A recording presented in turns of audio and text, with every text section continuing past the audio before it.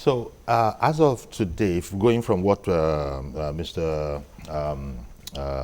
The sitting governor, Wike, what he has said, this morning, I'm sure he won't waste any time in filing notice of appeal.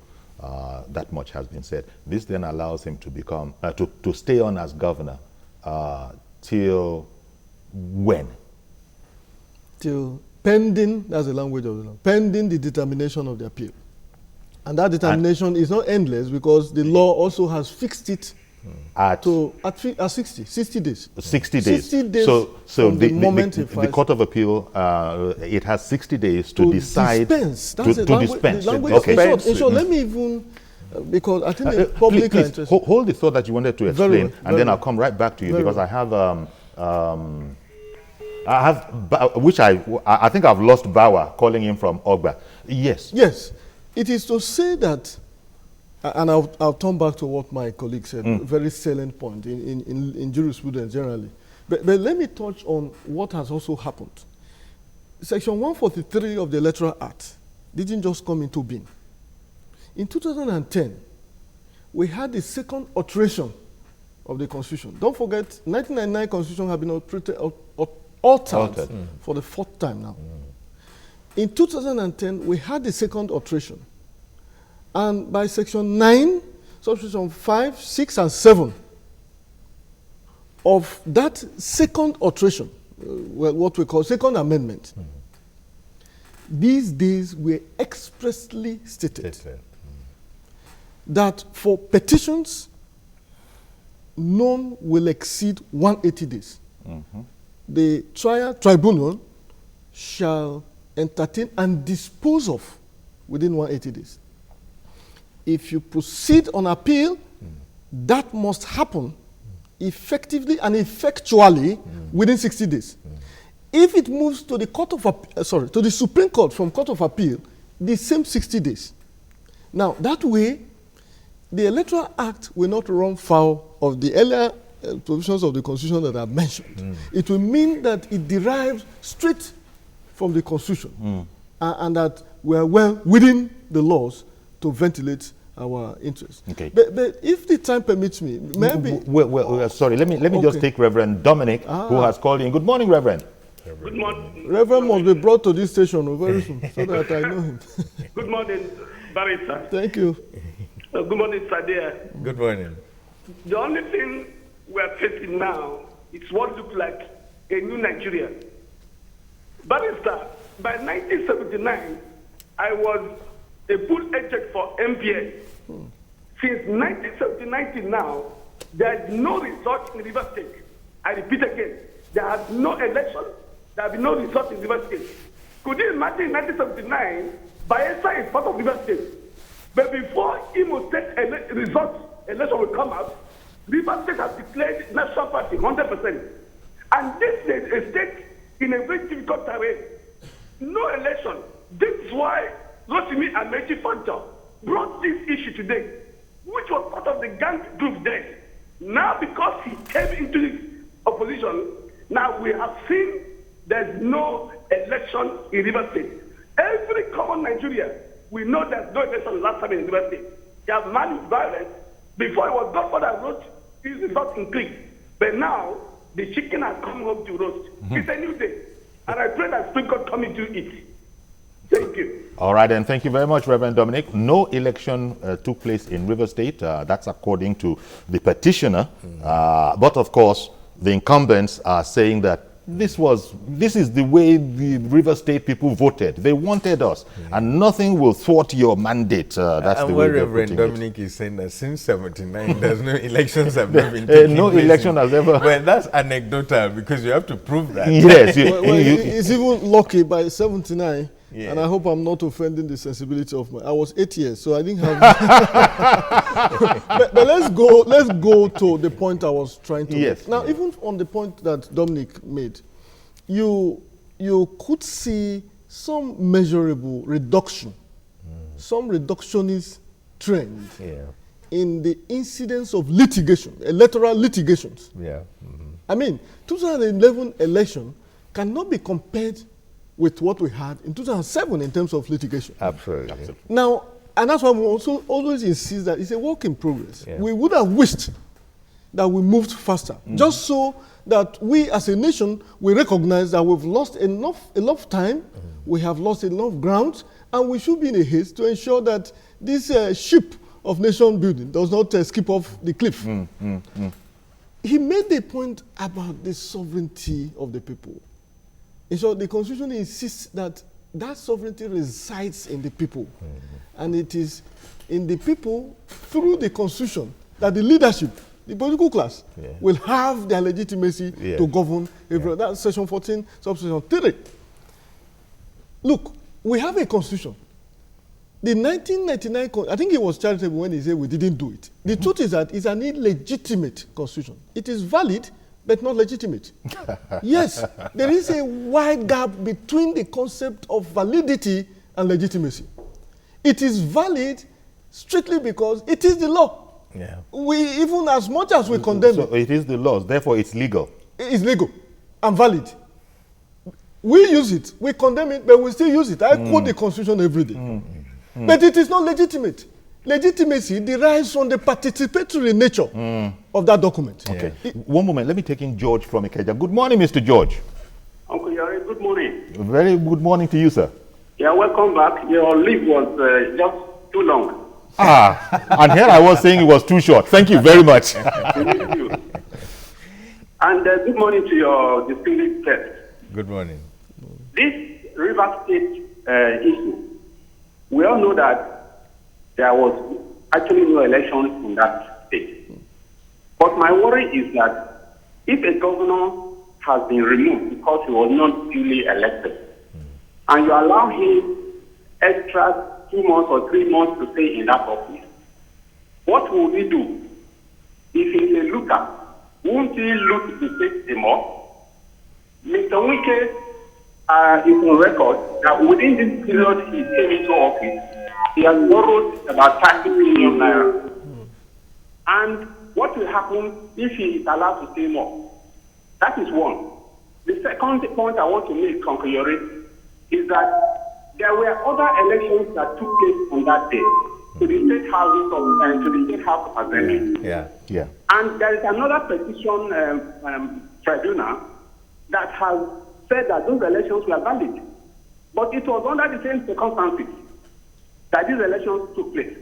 Now that it is confirmed that elections did not actually take place in those places where they have been declared, what will happen? Thank you.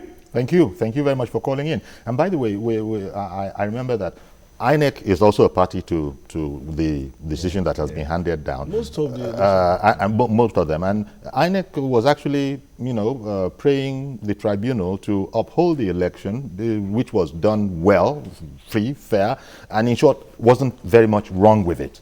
But that's... Yes, I mean, Monica, you would explain to us. The thing is that INEC is not in a position to review its processes. It's not in a position to declare that there's no, because that will be taking sovereignty out of into administrative bureaucrats. INEC cannot just say that we're not very happy with the way Nyesom Wike behaved, so actually it's Dakuku Peter side, so we award it to Dakuku. It cannot be an administrative decision, because otherwise you're taking the power out, and INEC cannot be an appel and a judge in his own case. So that is the problem. Okay, let me go to Sapele now. Ruben is waiting to join this conversation. Good morning, Ruben. Good morning, Uncle. Welcome back. Thank you very much, sir. Yeah, I just want to make some contribution as per this River State tribunal judgment. Okay. Okay, what I feel in this issue, if this governor Wike is allowed to stay, I think if they have given judgment, he should vacate the government house. Because if this was to be the Jonathan era, I believe by now that premises would have been sealed. So if truly they believe in the rule of law, it should step aside and let the speaker take custody of that place and a fresh election be done. And just for the record, we saw it on TV where ballot boxes were put. Now we expected this judgment that it was going to be cancelled. So I don't see any reason why Wiki and the PDP, they are crying foul. Okay. They should go and put their house in order and read the Nigerian people. We are watching. Yeah. We are waiting for that judgment because we are also expecting the same thing. Yes. Thank you very much, Ruben, for calling in. That point he made about seeing some disturbing pictures during the whole electoral process. We showed pictures of ballot boxes being snatched, ho-ha, as our people say, ho-ha, and people running off with them. And it was, but tell me, what do you think, Maraki, about one other point that the PDP is making in Rivers State about this decision being handed out on a Saturday? Well, election petition litigations are sui generis. They belong to a special class. It's also akin to when you bring a fundamental right enforcement procedure. You don't lump it with the conventional litigations. You know, they are special in nature. So, according to their charge, yes. the charge of the, they are saying that, look, this might have been to frustrate the Supreme Court pronouncement, which was due for Tuesday, so they're rushing all of this, so as it were to have a fait accompli. That's the kind of, apart from the fact that they berated the tribunal, berated the judge. I listened to Wike, I listened to the spokesman of the River State government. His name is a bit long, I think Wike was even charitable to the judge. The spokesperson came out clearly and spoke on national television. I watched it severally, insisting that the tribunal judges have have given a ruling that they were handed over to deliver. Yeah. So categorical, so brazen. And very, very worrying, because people who know better are going on air and saying this kind of a thing. Yakub, good morning, sir. Good morning, Chief Yori. Welcome back to the studio. Thank you very much. And then good morning to my mentor, Alak. And then my father, good morning to you. Good morning. You see, I'm not surprised, personally. I'm not surprised at all that this judgment comes the way it came. Because I would have been surprised if it go other way around. Because this 236 gives us blow by blow when the election is going on in that state. We all saw what is happening. Kudos to TPC station because they did a wonderful job that very particular time. But I want to ask a question because Malak is there in the studio, and then I believe the answer will provide for me, sir, and the ordinary citizen on this country. See, Malak, I want to ask this question. Now that the tribunal has given this judgment that election should be conducted within 90 days, and then Wike is now heading to appeal that judgment. You see, the 90 days minimum day is still remain, or when they appeal, they will still start counting another 90 days in that appeal. And then another question is in the case of Akwa Ibom State, when the court tribunal nullified 13 or 18 local government out of 30-something local government, and then the government still remain in the office. What do you have to say about that? All right. Thank you very much, Yakub. Interesting point. Well, I think the consensus out there, the people who participated in the process, is to see those whom they didn't vote leave, vacate that seat. That will help them to retain their sanity. But we are speaking now to what the law says. Now, coming to the question which he asked, when you say appeal against a decision, what you are actually saying is that you are contesting that decision. So what happens is that if you succeed, at the point of that success, that judgment will be overturned. Yeah. But if you fail, that judgment will remain except your further appeal, which is the beauty of the judicial process, although it takes time. And then 60 days will start counting again. Yes. Okay. Like I said, both the Second Amendment, Section 9, 5, 6, and 7, and Section 143 makes these things categorically clear. It's just that with people, non-learned people too, quote unquote, also want to understand and what exactly. Yes. As these people are becoming multi-billionaires, these lawyers are becoming multi-billionaires through all of these processes. And let's understand exactly the principles they're working on. Mr. Odede, thank you for holding on. Good morning, sir. Thank you. Good morning. Good morning to the two white men over there. Good morning. Thank you, sir. What I want to say this morning is that we have always known that this will be the outcome of the election petition tribunal.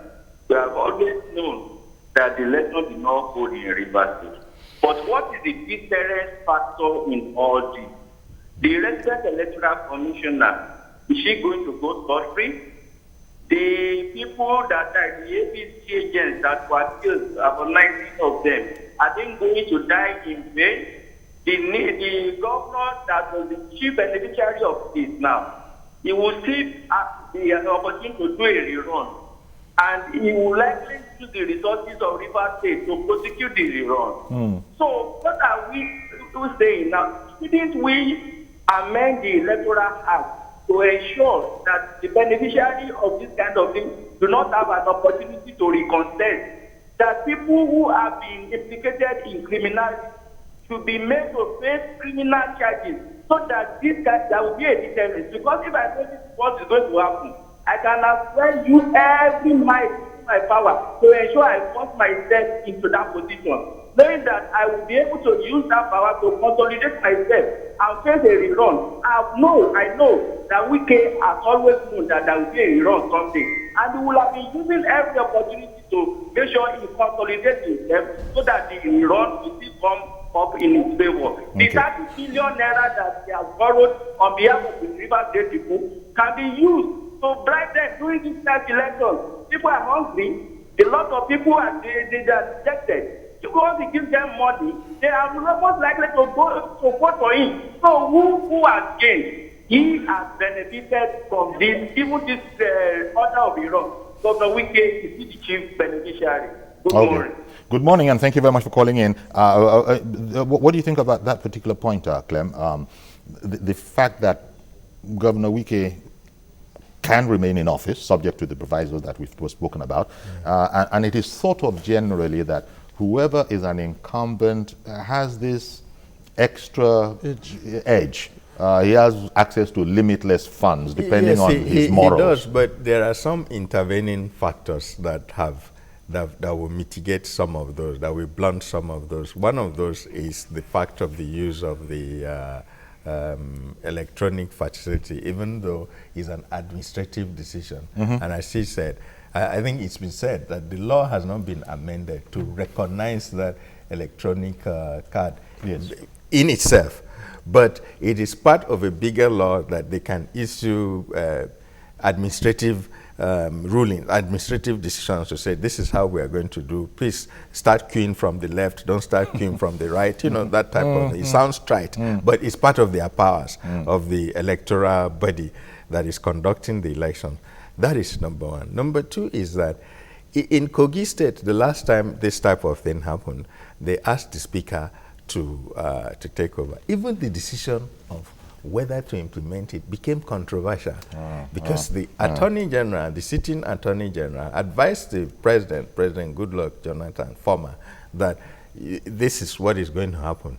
He said the speaker should be sworn in. Some other people said, no, it's not the speaker that should be sworn in. It's the deputy governor, it's this, it's that. And it was very controversial. It's so bad. It's hazy. It's hazy, but it's like what is said in this part of the country, that if you close your eye that you don't want to see bad people, then good people are also going to pass because you have your eyes closed. Yes. Okay. Mr. Ogaba from Otukpo, Benue State, thank you for holding on. Please go ahead, sir. Yori, welcome back. I want to recommend that you should no longer go on holiday. Well, I'm happy that I have. For the sake of all of us Nigerians. Thank you very much. And for the sake of change. Thank you very much. I have the president of the Committee for the Defense of Human Rights here. I hope the authorities are listening, because after they will come and start recommending when they want to create confusion in the system, they will start recommending long conferences. Look at what they are, fantastic recommendations that they are giving, all this, and this is the change. I hope records are being kept of all these recommendations, because fantastic recommendations are coming, which we do not need to go and hold long conferences or constitutional conferences to do. It is coming very cheaply for us, which we can, put it into our status book. And I want to say that Amechi has part of the blame of what happened in River State, because he was too gentlemanly when his case came up, when they were supposed to shift the date of his resumption so that they can remove Rivers election from the general election. He refused. He said he was too gentlemanly so that his date will start counting from the normal date, which now brought Rivers election to run concurrently with the normal election. I think this time now, I recommend that everything should be done to remove Rivers election from a general election. Let it be a staggered election as you have in Ekiti State and Anambra State. And I want to join the request from Mr. Malachi to please let us have access to him, because some of us have pending cases with the Human Rights Commission, and they are refusing to attend to our cases. Well, please, let us have access to him. All right then. Thank you very, very much, Mr. Ogaba. Well, he mentioned Human Rights Commission. Yes. That's different from Committee for Defense of Human Rights. Yes, the Human Rights Commission is a government institution or agency headed by our good friend Professor Odinkalo. The Committee for the Defense of Human Rights is a civil society organization. That's right, CDHR. CDHR. So it's just it's which I had the privilege of superintending today. But there is a state branch in Kogi, and we are proud to announce that it is not just functional; it is very founded on around the people. So it can make efforts to reach us. So all other things being equal, another election has been ordered now in Rivers State. Of course, the APC candidate, he's down with that. He's working with that. The people who stand a lot to lose are saying that, first of all, this whole decision that gave rise to that whole idea, they're going to contest it. If they do succeed, then the matter of the election within 90 days will go away, if they do succeed. But we're hearing so very much from everybody, both local and international, that no election took place in River State. It's just that is word of mouth. It has to now be proved. It has to be proved in the court of law. And the thing is that and at this stage, the tribunal appears to have agreed with them at this stage. At this stage, yes. The point is that anecdotal evidence cannot be the basis of judges to rule. Even if they trust the person that is saying the story. First of all, memories are very faint. Memories can deceive very much. The cases had to be proved beyond all reasonable doubt. That is the problem again. It's good as a function of our judicial system that whoever comes to allege things, is the onus is on that person to prove the allegation. Mr. Muiz from Ogun State, good morning, sir. Good morning, sir. Mr. Polani. Thank you for calling in. I was Oli. Very well, thank you. To the two gentlemen, good morning, sir. Good morning. Yes, the only challenge I have with this country is it not possible for us to conduct election? Cases arising from the elections should be settled before the person is sworn in. Because to me, I don't see any sense someone that ordinarily is not supposed to be there has been there. For instance, in Ekiti, Shegun was the governor for about 3.5 years before he was removed. What kind of system is that? I think we have to look at the system and do the right thing. The cases should have been settled before the person assumes office. Okay, all right. Look at the case of River State now. They said another election should take place, but the governor should be there till February. What is he doing there? Okay. All right, then. Thank you very much, Mr. Muiz, calling in from Abeokuta, I believe. If you add 180 days to another 120 days, that is 60-60. Yeah. my mathematics is poor, but yes. it cannot be more than 6 months. That's 5 months. God bless you. It's not even up to 6 months. So where were we coming from? We were coming from a point where they could stay for 3.5 years. Yeah. Anambra, Ekiti, and so So on. this and so one forth. is maximum Now, 300 the maximum days. you can 300 do days. is 300 days. Okay. Less than 6 months. Okay. About 5 Less months. than 1 year. Now, the reason is that as you try to deal with the challenge of protraction of time, you will also handle the issue of fair hearing. If I don't have a satisfactory ruling or judgment at the trial court, at the tribunal, I reserve my right under the Constitution to appeal against that. That's right. You cannot say I should not do that because I have been seen to have... these Otherwise, are the issues. It will go on ad infinitum, But I want to thank you very much. As always, when you're having a good time, we run out of it very fast. Yeah. And that indeed has happened. But I want to thank you very much, Mr. Clem Baye, policy analyst, for giving us, those aspects. And I'm particularly delighted that the two gentlemen here are neither from APC or PDP, but they're just looking at the issues the way they are. That was why it was balanced. Yes, and then Mr. Malaki Ugumadu, a lawyer, rights activist, and new touch president of the Committee for the Defense of Human Rights, a civil society organization. Thank you very much. Thank you, gentlemen. I'll see you tomorrow, God willing. I'm Yori Falarin. Bye-bye for now.